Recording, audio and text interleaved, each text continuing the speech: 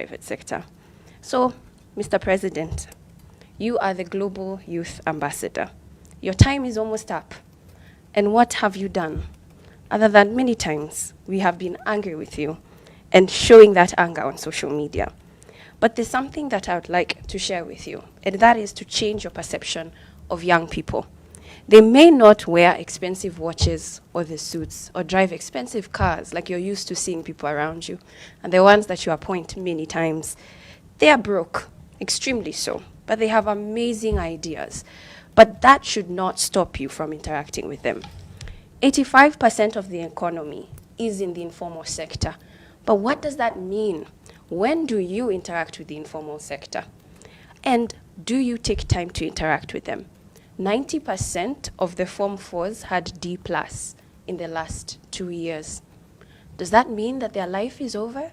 Are we trying to say that 90% of our young people have no future in this country because of a grade? So what we need to do is change how we view success.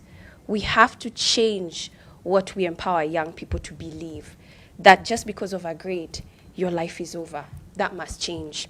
When we look at TVET, I am extremely happy that TVET has come into place, but there are still a lot of gaps when we talk about TVET. We have youth who are afraid to go to TVET because they are viewed as failures. We have schools that are still struggling with what to specialize in. But why don't we just involve these young people in coming up with these solutions? Young people don't own land.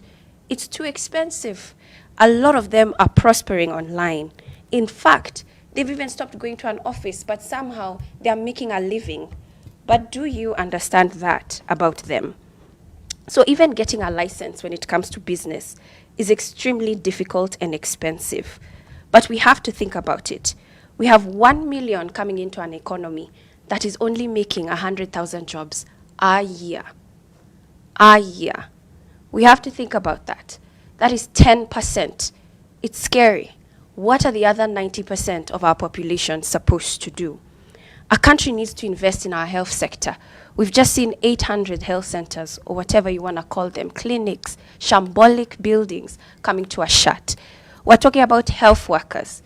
We're talking about a space where when we go to a hospital, it's mainly young people. We're talking about children. We're talking about mothers who are giving birth. It is the young population. What are we doing there? When we even talk about the education sector, we're talking about 100,000 teachers. We need 100,000 teachers. And we're saying we have 1 million young unemployed people. What are we doing there? There are a lot of gaps. So as much as we tell young people to go and invest, are we overtaxed? Bernie Sanders is currently running a campaign in the US where he's talking about taxing the billionaires. But here, would we ever have that conversation when the billionaires are the ones getting the jobs? Those are the perceptions that we have to change to save this country. And to end it all, it's just to say that we cannot move forward with a population that is so dynamic and growing so quickly, and you're not able to keep up, especially if your team can't even run.